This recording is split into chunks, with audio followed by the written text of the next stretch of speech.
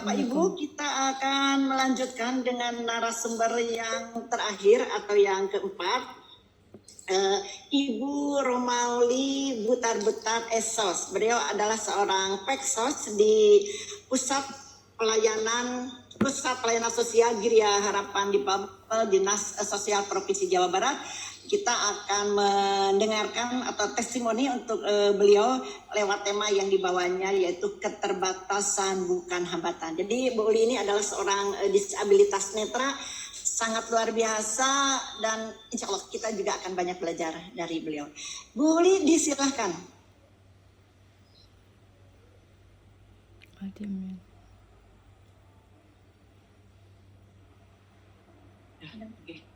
Baik, terima kasih Bu Kapus. Kebetulan beliau adalah pimpinan saya di UPTD Pusat Pelayanan Sosial Giria Harapan di Babel.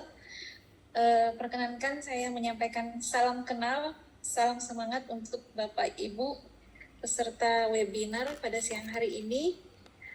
Di sini saya mungkin menyampaikan sedikit, barangkali teman-teman disabilitas di luar sana banyak yang lebih pengalamannya dibanding saya, tapi yang namanya manusia paling bermanfaat adalah kita adalah hal yang mulia, adalah bermanfaat bagi orang lain walaupun hal kecil.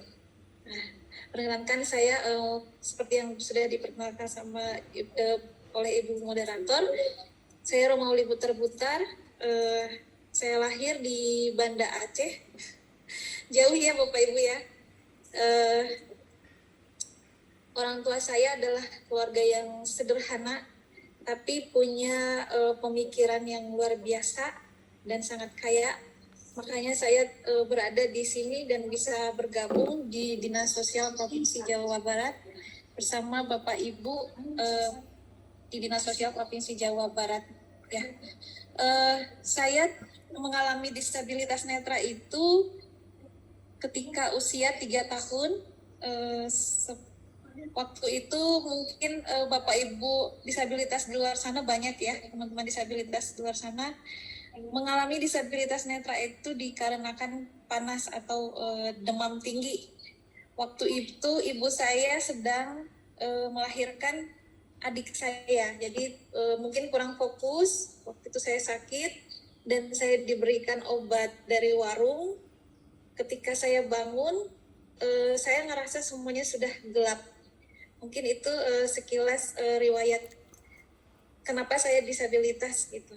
Nah, setelah saya dinyatakan disabilitas oleh dokter gitu ya, dokter dari, saya sudah pernah juga ke Penang gitu untuk berobat. Kebetulan di Banda Aceh, tinggal nyebrang doang kalau ke Penang. Jadi hasil diagnosa dari dokter di sana, lensa dan pupil saya itu sudah tidak berfungsi lagi, dan itu memungkinkan saya untuk disabilitas permanen gitu, tunanetra permanen. Dan saya masih kecil, mungkin ya 3 tahun, belum menyadari bahwa saya punya keterbatasan.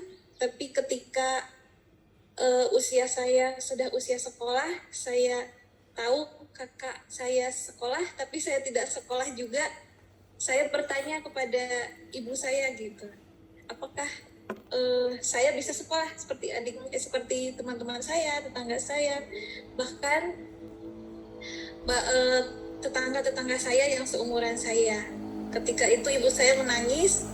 Ya mungkin saya yakin ibu saya pernah mengalami posisi seperti Bunda Juju yang tadi, penolakan pasti pernah. Tapi saya rasa ibu saya adalah ibu yang luar biasa, dengan sederhana berkata, kamu punya keistimewaan ya, jadi belum bisa sekolah gitu, pasti nanti ada sesuatu yang bisa kamu lakukan di rumah supaya kamu punya aktivitas.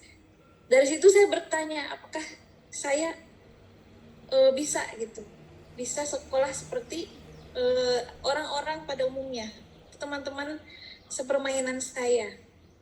Dan saya tidak tahu ya, berpikir yaitu sering mendapat motivasi itu dari siapa saja, dukungan sosial itu dari siapa saja, baik orang yang kita kenal baik dari keluarga maupun yang tidak kita kenal sama sekali.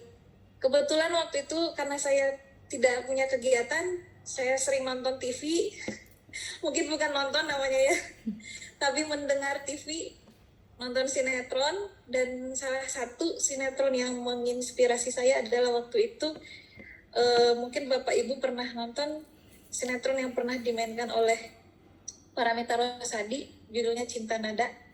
Dalam sinetron tersebut menceritakan bahwa pemerannya adalah disabilitas netra dan dia punya segudang prestasi, bisa sekolah dan hidupnya survive banget gitu. Dan saya pengen seperti tokoh yang ada dalam sinetron tersebut. Dan saya minta ke ibu saya, Mah saya pengen tuh sekolah ke tempatnya Nada, namanya juga anak kecil ya. Dan akhirnya ibu saya berpikir dan mencari sekolah yang tepat buat saya. Nah, karena saya pengen sekolah dan tinggal di asrama supaya activity daily living saya baik, akhirnya orang tua saya menempatkan saya sekolah di Medan. Dan saya berpisah dengan ibu saya sejak usia 7 tahun. Saya tinggal di asrama, ibu saya datang sekali seminggu, kebetulan Medan dan Banda Aceh itu tidak terlalu jauh, bisa ditempuh dalam waktu 12 jam kalau naik travel ya Bapak Ibu ya. Dan saya di sana punya harapan bahwa saya harus punya sesuatu, saya harus jadi sesuatu dan bisa mengubah nasib saya sendiri gitu. Karena saya ingat kata tetangga saya ketika saya bermain, wah kamu mah tidak bisa melihat, kamu nanti mau jadi apa gedenya. Kalau berbicara cita-cita, saya selalu diam. Ketika teman-teman saya bilang, saya mau jadi dokter, saya mau jadi polisi, mau jadi apa, saya tidak pernah bilang punya cita apa-apa. Tapi dalam hati kecil saya berpikir, saya harus bisa jadi sesuatu. Bisa membanggakan orang tua saya yang mungkin punya harapan yang lebih besar dibanding saya. Gitu. Selama saya berpisah dengan orang tua, saya senang belajar. Mungkin teman-teman disabilitas di luar sana mengalami ya yang namanya tinggal di SLB, tinggal di asrama. Saya punya banyak kesempatan untuk belajar hidup mandiri, mulai dari hal yang kecil sampai hal yang besar. Dan akhirnya pada saat SMA, saya berpikir bahwa saya harus kuliah. Walaupun mungkin orang tua saya kurang menyanggupin, karena saya harus kuliahnya permintaannya di Kota Bandung. Nah, mungkin Kota Bandung adalah pilihan disabilitas pada umumnya, karena Kota Bandung ataupun mungkin ya Jawa Barat adalah salah satu provinsi yang sangat ramah disabilitas. Fasilitas umumnya mungkin belum ramah disabilitas, tapi masyarakatnya sudah mulai ramah disabilitas. Dan saya mengikuti jejak teman-teman saya, akhirnya saya memilih salah satu kampus di Bandung.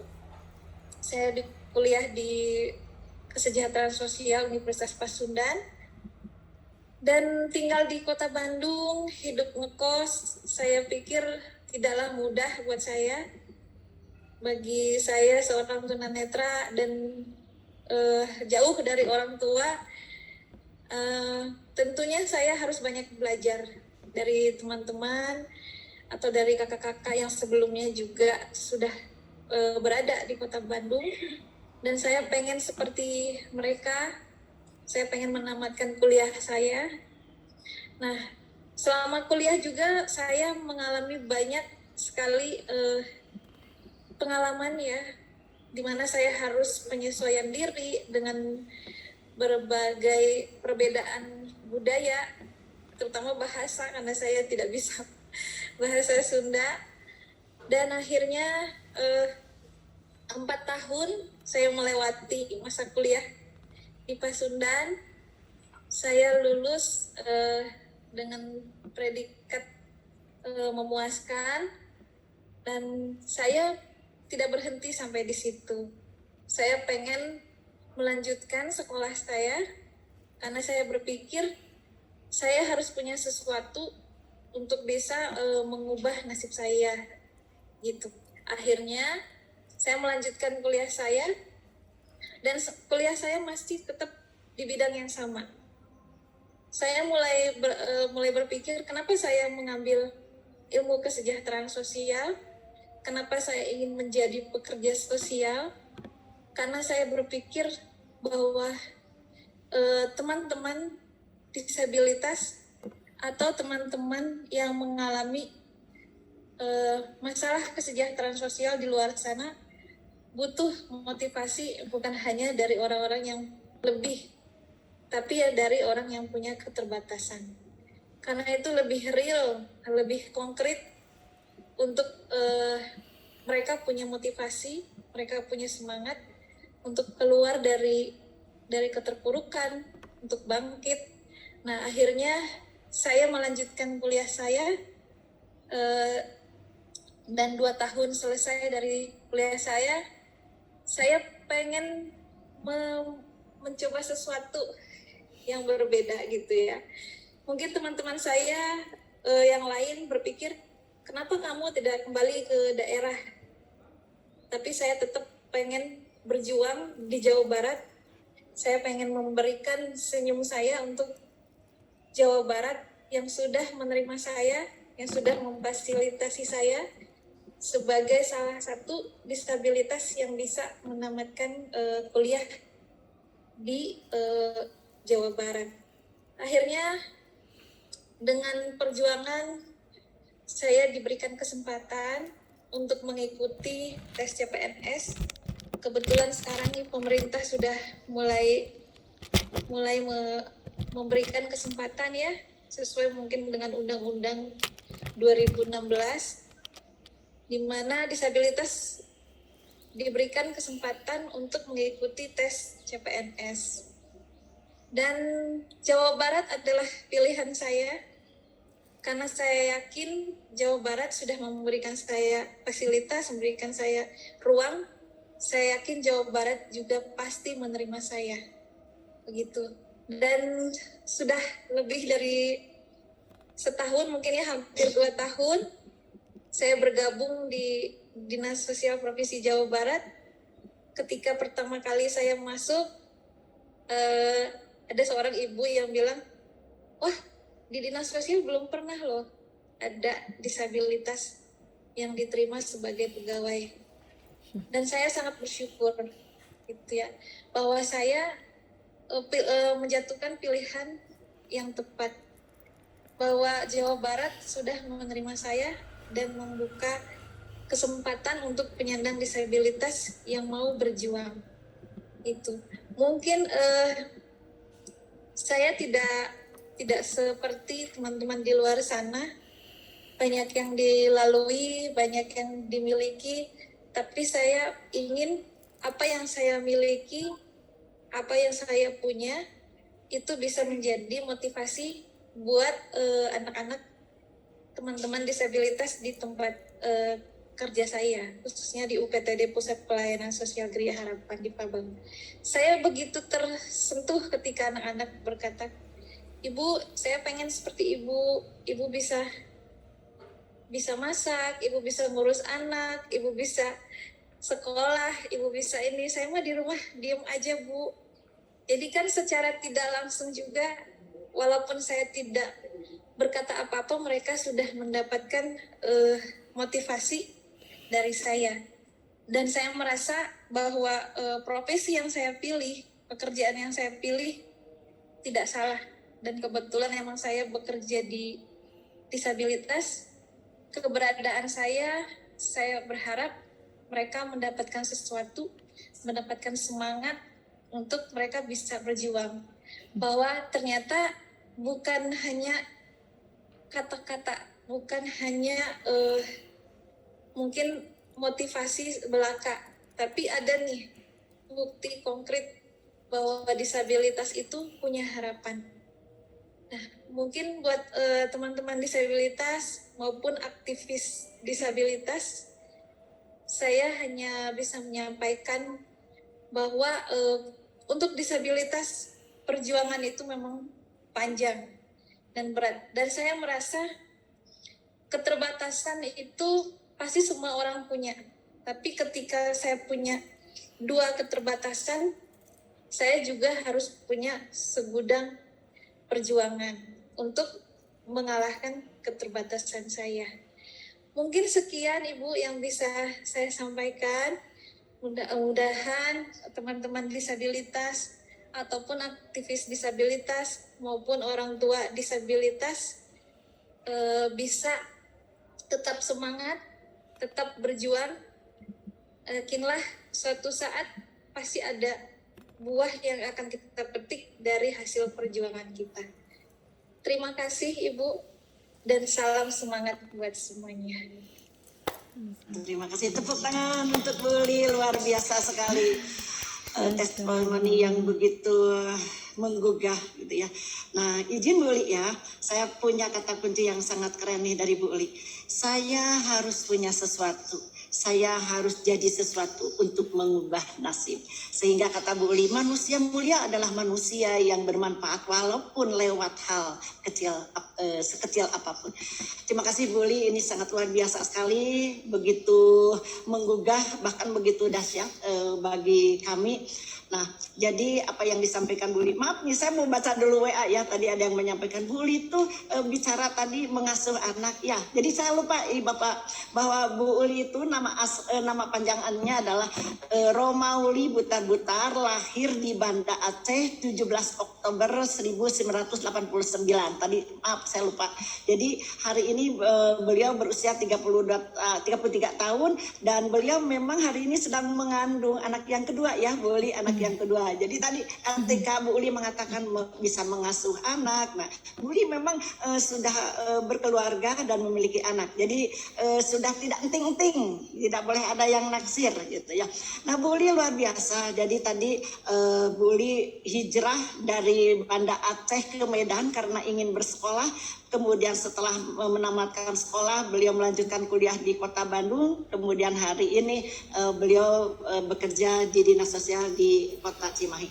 Tentu itu sebuah nilai juang, sebuah perjalanan hijrah yang begitu indah dan menakdirkan seorang Ibu Romauli Butar-Butar seperti yang kita lihat, seperti yang kita saksikan hari ini. Dan tentunya apa yang tadi disampaikan Bu Li ini juga adalah inspirasi bagi teman-teman, harus menjadi penyemangat bagi teman-teman dan seperti tadi bisa berkarya gitu ya. Nah jadi kalau saya ingat kaitan dengan disabilitas di kita ini ada 4 keragaman disabilitas. Disabilitas netra yang tidak memiliki atau tidak berfungsinya penglihatan, tetapi Allah menggantinya dengan memiliki ketajaman pendengaran dan indaraba. Yang hari ini kita saksikan hadirnya seorang Bu Li di tengah-tengah kita. Beliau begitu cerdas dan dikenal oleh teman-temannya ini mengatakan punya hati seperti malaikat gitu karena saking baiknya seorang Ibu Uli. Nah kalau kita lagi bergeser melihat kawan-kawan kita disabilitas yang tidak bisa mendengar, dia diberikan anugerah kelebihan pada ketajaman penglihatan. Begitulah Allah menukar dan menakarnya sangat luar biasa. Disabilitas Rui tidak bisa mendengar, tetapi indera penglihatannya diberikan ketajaman dan ini merupakan salah satu indera yang membantu indera pendengarannya. Jadi kenapa tidak ada hambatan? Karena itu tadi mereka mau berkarya, mereka mau berusaha. Begitupun bagi disabilitas yang daksa, mereka memiliki keterbatasan pada sisi fisik, tetapi tidak menjadikan itu hambatan sepanjang mereka mau berupaya, mau berikhtiar, sehingga di pikirannya, di gerak langkahnya bagaimana dia untuk berjuang. Seperti hanya Bu Uli selalu berjuang dan berjuang.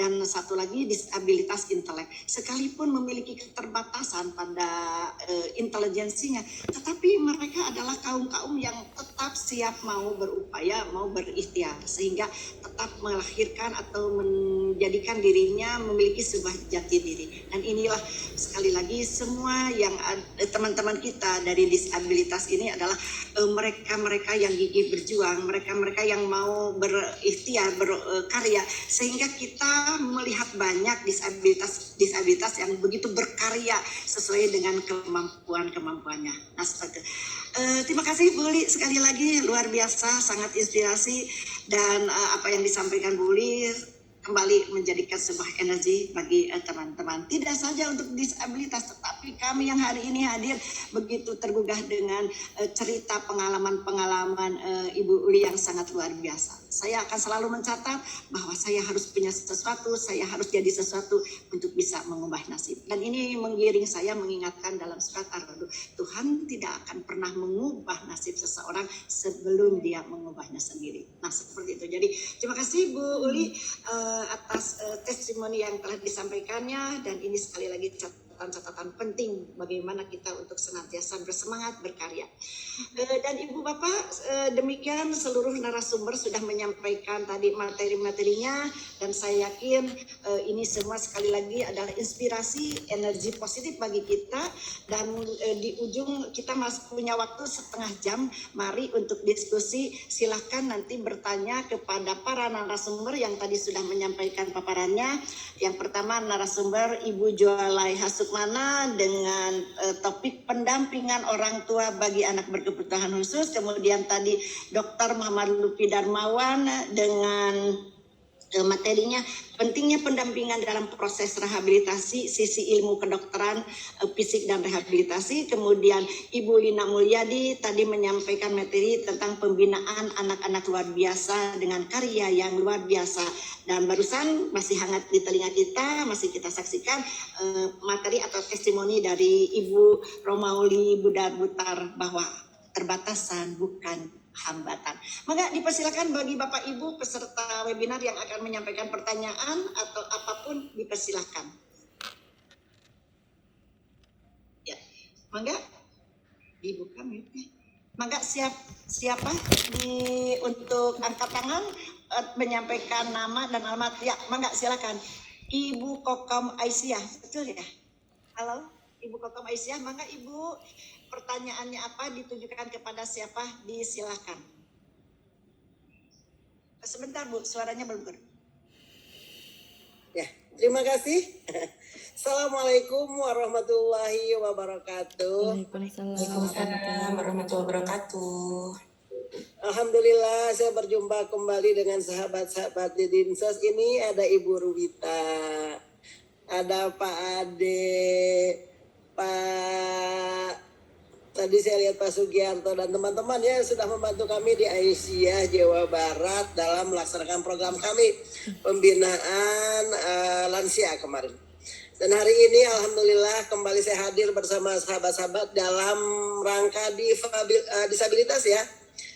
Ini sebagai informasi saja, saya dari Aisyah Jawa Barat sangat peduli juga dengan disabilitas. Bahkan kami di Jawa Barat memiliki amal usaha panti disabilitas itu sudah puluhan tahun Ibu kita bergerak yang berada di Kabupaten Tasikmalaya. Ini tadi saya mungkin akan ingin bersinergi dengan Ibu Lina Mulyadi dari Lumbung Indonesia, Bu. Iya, boleh. Apa yang disampaikan oleh Ibu sangat menarik ketika saya punya amal usaha nih ingin berbagi kepada anak-anak, tetapi kan sumber hari ini pendapatan kita tidak bisa hanya mengandalkan sumbangan Bu ya. Iya. Karena sumbangan hari ini pun sangat terbatas sehingga beberapa panti kita pun akhirnya agak kekurangan karena dengan kondisi COVID kemarin semakin menurun pemasukan dari sumbangan-sumbangan. Nah, salah satu alternatif adalah dengan berkarya. Ya. Nah, barangkali ini Bu Lina Mulyadi dari Lumbung Indonesia yang luar biasa bisa memberikan pencerahan kepada kami atau bekerja sama membina putra-putri kami yang berada di panti asuhan difabel yang di Tasikmalaya.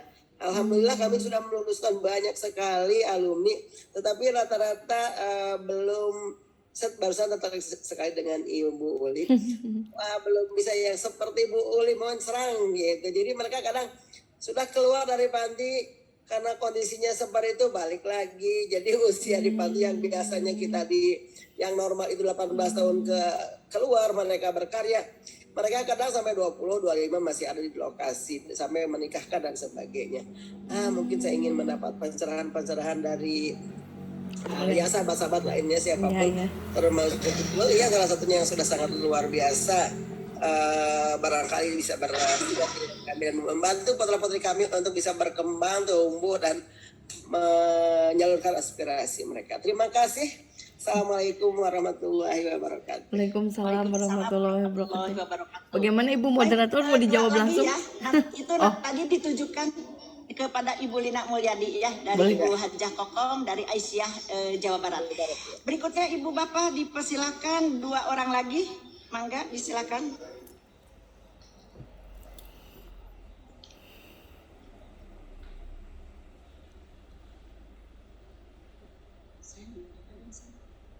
Ya Ibu Bapak dipersilakan baik berupa pertanyaan atau gagasan. Mangga ditujukan kepada siapa?